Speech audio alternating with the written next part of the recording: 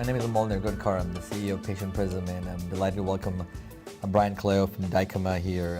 He is the foremost authority in the DSO space today, and I've enjoyed his presentations for many, many years at many conferences. And one of the big topics that I talk to a lot of DSOs now as part of our what we do with DSOs as well, is retention and hiring associate dentists is a big how to attract and retain talent. How do you get the right people on the bus? You know, I mean, it's intense competition.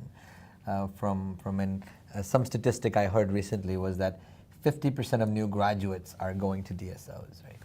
And so, what is it? What from a legal standpoint, from your standpoint, how can we make sure that we attract the right talent and also retain them, because that's also very important. I mean, from a philosophical standpoint, we should take a step back. Sure. This is a crisis, okay? What I mean by that is the demand for dental services is outstripping very quickly the supply of dentists. From 2013, I think CNA released some statistics, 2013 to 2033, there's going to be a 13% uptick in demand, and it's going to exceed the inventory of associate dentists. So if you can't attract and retain talent, you're going to be in a crisis. What I say when I speak nationally on this are associate dentists are not just the pillars of an organization. They are, but they're also like water in a desert. It doesn't matter how much money you have or what your business plan is. If you don't have water, you can't grow crops. And it's the same thing with your business. You might be well funded. You might have great investor backing. You might have a great business plan, but if you can't attract and retain talent, you can't expand. So only licensed dentists can practice dentistry. Sure. So initially, before we even get into this, it's a crisis, and you have to do it correct. I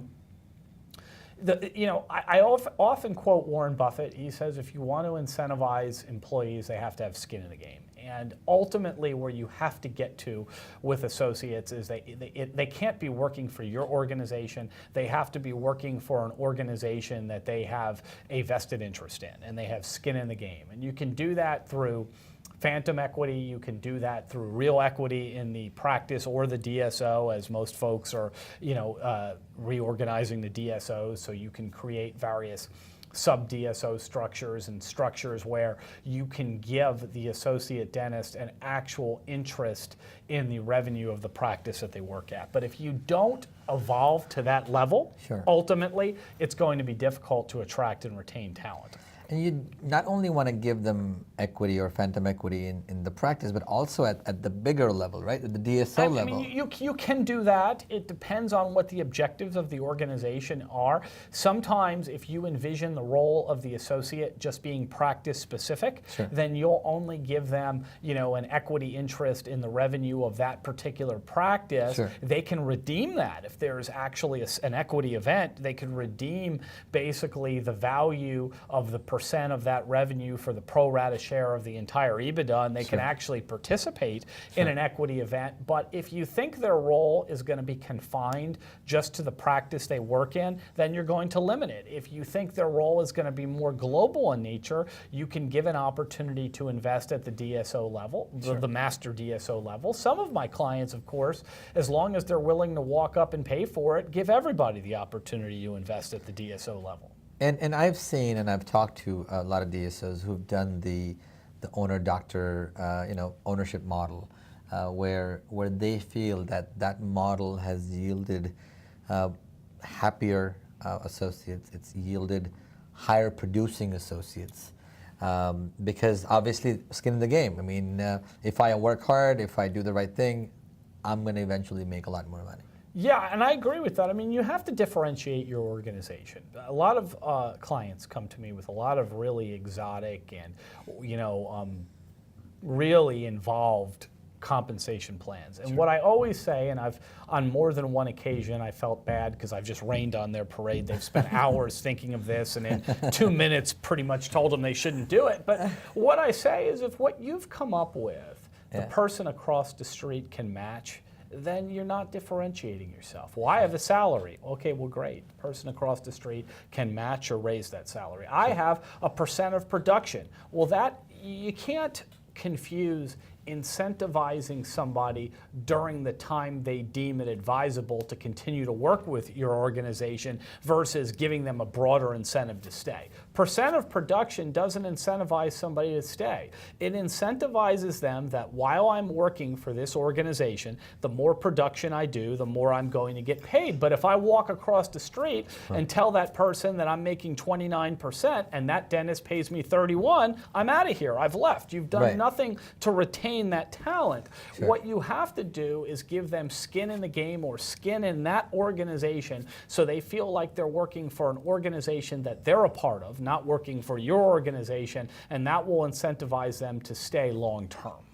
Right, and in a DSO model, particularly because there is that EBITDA accretion, right? So now, if your associate dentist is buying into your PA and at let's say 3 to 4 times, and all of a sudden there is an eventual sale at 15 times, let's just say, they could benefit significantly from that eventual exit.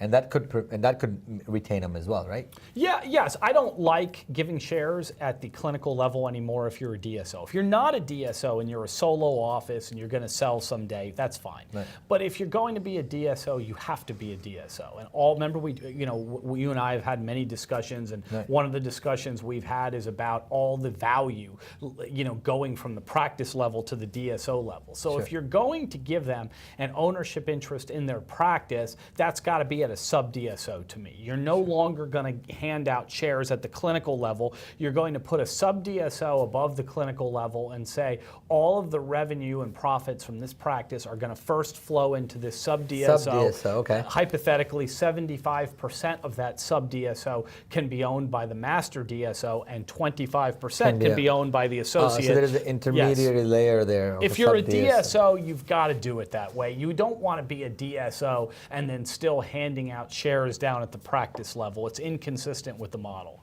How has phantom equity worked? Do you really convert that into equity at the exit event, or how does that work? Phantom equity is a great bridge to actual equity. What I've been told, by hundreds of dental clients of mine that have hired associates have said, the first year or two, we don't know if it's even going to work out, so likely we're not going to do anything. But then when we get to year 2 or year 3, and there's no hard and fast deadline, but something like that, and we realize this person might be a keeper, but we're not prepared to take a full-blown leap and give them actual ownership, because the difference to those that are watching is phantom equity only lasts as long as you're employed. It's a contractual obligation. You have a contract that says you have to pay this person hypothetically 25% of the profits, but if they leave the employment, the contract terminates. It's not permanent. Real equity can be permanent. We've had plenty of situations where a doctor has embezzled, committed misconduct, got fired, but they were an owner. And what I've told my very disappointed client at that point is, you were right to call the police, you were right to escort them out of the office, but they're still a 25% owner. We got to deal with that part of it. So actual equity is more permanent. So, a lot of folks in that year 2 like to give out phantom equity and say, we're going to pay you 25% of the profits of this office. It's taxed as ordinary income, not as dividends. But that can work as a bridge for years 2 and 3, we're going to make sure you're working out. And then assuming after 3 years or 4 years of doing phantom equity, it really works out, then we're going to offer you actual equity. So phantom equity can work as a great bridge to real equity. Years ago, it used to be permanent. You used to be able to offer an associate phantom equity, and they really were appreciative, and that could be permanent. These days, it's a much more savvy associate dentist class. They're going to look at you and say, this isn't real equity. It goes away if I leave. When do I get my real equity? I would say, I still counsel clients, if you can get away with phantom equity permanently, God bless you, go ahead and do it. But in this marketplace, it's very unlikely that you can get away with that. Quick question. Can you do phantom equity to a non-dentist owner? No, not for the profits of the office. It would be very problematic from a regulatory standpoint to do that. I mean, you could certainly draft up the contract, but it would be very, very problematic. Now, you can, in an employment agreement with a non-dentist, have bonuses and incentives and things, sure. but tying it directly to the profits of the office looks to me, anyway, too much like it's fee splitting potentially, and you could get into a problem there. Wonderful. So the gist of this conversation really is, there's many ways to compensate a dentist, but if you really want them to attract the best and retain the best people that are your high producers and high quality dentists, you have to provide them, as Warren Buffett says, skin in the game. Right, and for the non-dentists, before we leave that, of course you can give them ownership, but it has to be at the DSO level. Remember, we've been having our DSO conversation. Right. If you convert to a DSO, you can give all non-dentists, skin in the game, and that very often is a very important reason for converting to a DSO, is you have non-dentists that are very valuable to the organization that you want to give actual ownership to. That would be a DSO model. And again, you can have sub-DSO models as well, depending on if you just want to give them that part. If you had a very valuable office manager whose efforts were confined to practice number 2 of 5, and you wanted to pay them as if they were an owner of practice number 2, you could do that through a sub-DSO model. We're going to have a lot of office managers happy when you said that. Yes. So, fantastic discussion on compensation models. We'll continue this going forward. Thank you very much. Thank you.